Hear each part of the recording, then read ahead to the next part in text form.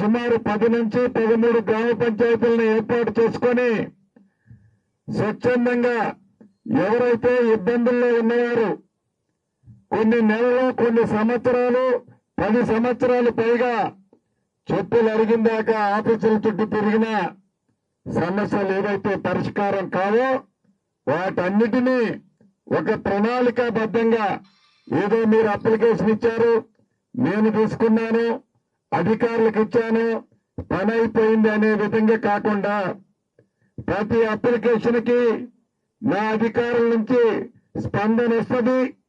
ఆ స్పందన పరిష్కరించే దిశలో కూడా కార్యక్రమాన్ని చేపట్టాం.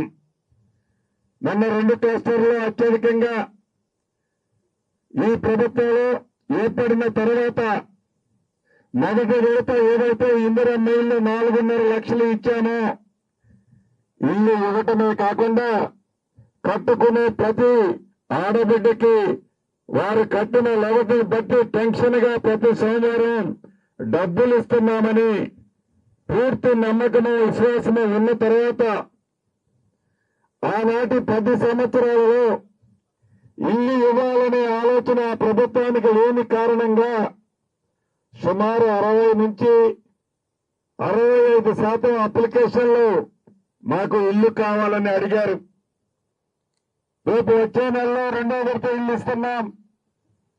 రాష్ట్ర వ్యాప్తంగా 3వ విడత ఇస్తాం, 4వ విడత ఇస్తాం. అర్హులైన ప్రతి పేదవాడికి ఇందిరమ్మ ఇల్లు ఇచ్చే బాధ్యత మీరు ఎన్నుకున్న ప్రభుత్వం ఈ ప్రభుత్వాన్ని.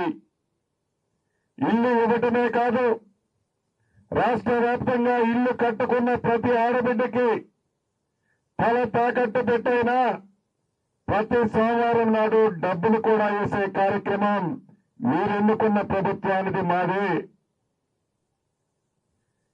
రెండో పెద్ద సమస్య, ఆనాడు ధరణితో భూములున్న ఆసాములకి రైతన్నలకి ఎన్ని ఇబ్బందులు కలిగాయో మీకు తెలిసిందే.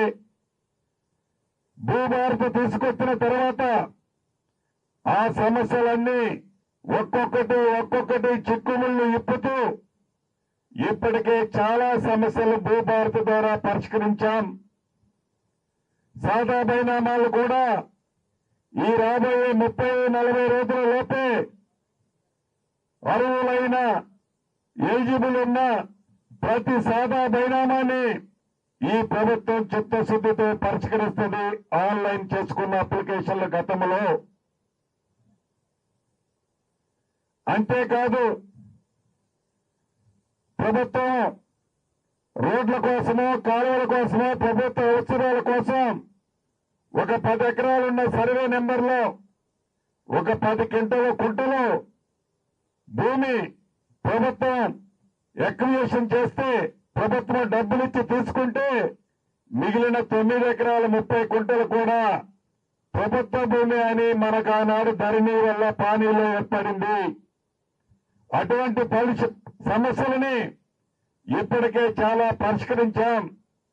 అయినా కూడా ఇంకా కొన్ని ఉన్నాయని మొన్నటి 2 సమావేశాల్లో రైతన్నలు అడిగారు.